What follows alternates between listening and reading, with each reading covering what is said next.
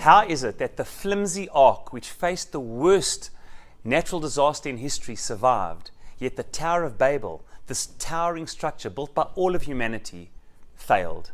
It's counterintuitive. You see, the tiny little ark was 150 meters, 300 amot, by 25 meters, a tiny little structure. Yet it was able to face tempests, monsoons, hurricanes, and every type of natural water disaster that could be imaginable, destroying all of humanity. Yet somehow every single member of that ark survived unscathed many months later.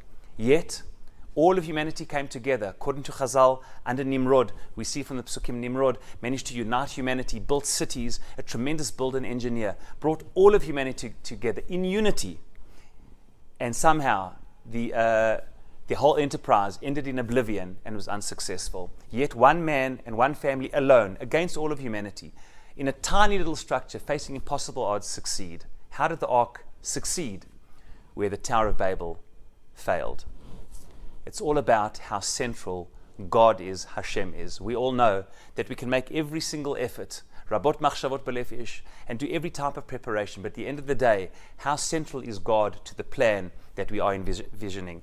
And I thought to myself, this year, 70 years of Medinat Yisrael, and I thought to myself of the Soviet Union. The Soviet Union, pointed out Rav Kook, was a godless society. It was a society like the Tower of Babel, a utilitarian regime, totalitarian regime, everybody together, one language, Mother Russia, and one way of thinking, all came together, literally like the Psukim, Safacha Tudvarim Achadim. And yet, said Rav Kook, it cannot survive because there is no God. It is a godless society built around deviating from everything that godliness is about. And yes, about 70 years after the founding of the Soviet Union, it came crumbling down in the late 1980s because where God is not at the center of a society, it cannot sustain itself. And yet here we are in the state of Israel in our 70th year, Baruch Hashem, thank God, growing from strength to strength, a people searching for godliness, a people and a state deeply intertwined with its historic meaning and purpose,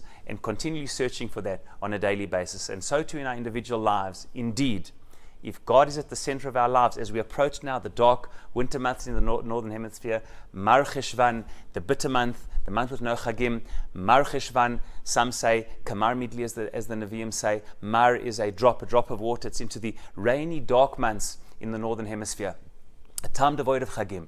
But even if we sometimes feel alone, facing the tempests of life, if Hashem is deeply part of our lives and part of our plan, amazingly, the ark, against all odds, survived in every possible way, where the great Tower of Babel, with all its power and strength, failed. May Hashem be central to all of us in our personal and communal lives, and that way we'll be able to overcome whatever comes our way. Shabbat Shalom.